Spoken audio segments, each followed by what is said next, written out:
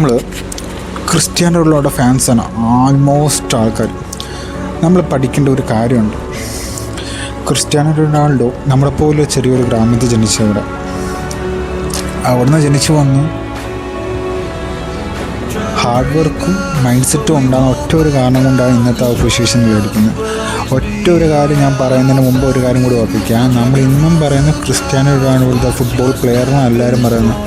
അല്ലാണ്ട് ഇവിടെ റെസ്പെക്റ്റ് ആർക്കാണ് കിട്ടുന്ന ക്രിസ്ത്യാനോ റൊണാൾഡോ ആണ്. ഇപ്പോൾ ക്രിസ്ത്യാനോ റൊണാൾഡോ ഉള്ള പൊസിഷനാണ് ഫുട്ബോൾ പ്ലെയർ ഫേമസ്.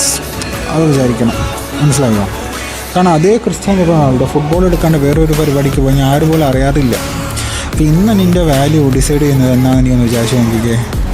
നീ ഇപ്പോൾ ഉള്ള വൺ പൊസിഷനില്ല, നീ ഫേമസ് ആയാൽ മാത്രമേ. കാരണം ഇപ്പോൾ നീ ഒരു മെഡിക്കൽ ഫീൽഡ് ആവാം, IT ആവാം, ഏത് ഡിപ്പാർട്ട്മെൻറ്റ് ആവാം, അഗ്രികൾച്ചർ എന്തെടുത്താൽ പണിയെടുക്കുന്നവനാണ്. ഇപ്പം ഞാൻ ഇപ്പോൾ കൃഷിക്കാരെ തന്നെ പറയാം. കൃഷിക്കാരെന്ന് വെച്ചാൽ അവൻ എപ്പോഴാണ് വാല്യൂ വരുന്നത്?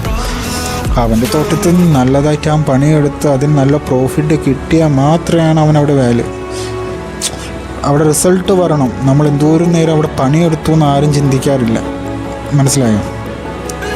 നല്ലൊരു പ്രോഫിറ്റ് വന്ന് ഇങ്ങനെ പോയിക്കുമ്പോൾ ഇന്ന ആൾക്കാരാവും ഇന്ന ചേട്ടൻ്റെ മോനാ, ഇന്ന ചേട്ടനാണ്, പുള്ളിക്ക് നല്ല ഉണ്ട്, പുള്ളിയുടെ റബ്ബർ നല്ല ഉണക്ക് വളരും, നല്ല റബ്ബർ പാൽ കിട്ടുന്നുണ്ട്. ഞാൻ പറയുന്നത് തെങ്ങ് കമുക.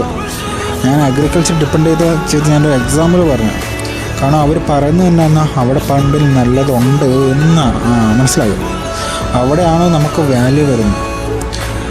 അല്ലാണ്ട് നമ്മുടെ പേരിനല്ല. അത് ആഫ്റ്ററുള്ളൊരു ഇതിനാര് വെച്ചേക്കുന്നത്? അതാണ് prime minister of India Narendra Modi. അവിടെ കുറേ പേര് വന്നിട്ട് പോയി, അവർ ചിലർ നമ്മൾ ഓർക്കുന്ന പോലും ഇല്ല. പ്രൈം മിനിസ്റ്റർ ഓഫ് ഇന്ത്യ, ആ പൊസിഷനാണ് വാല്യൂ, അല്ലാണ്ട് ആ നെയിമിനല്ല, മനസ്സിലായോ? അതുപോലെ ആയിരിക്കാം നമ്മുടെ ലൈഫിൽ. ഇപ്പോൾ നീ വിചാരിക്കുന്ന പോലെ എൻ്റെ പേര് അങ്ങനെയില്ല ഇങ്ങനെയില്ല അതും വിചാരിക്കണ്ട. One day your name will be but നീ പട്ടിയെ പോലെ കിടന്ന് പണിയെടുക്കണം. എടാ എന്നാണ് ഞാൻ പറയുന്നത്, അവസരം കാണത്തില്ല എന്നാ പറയുന്നത്, എല്ലാ സംഭവവും കാണത്തില്ല. എനിക്കാണെങ്കിൽ ഇപ്പോൾ ഒന്നുമില്ല, ആകെപ്പാടെ ഒരു ചെറിയ മൈക്കത് വെച്ച് ഞാൻ തുടങ്ങിയേക്കുന്നു.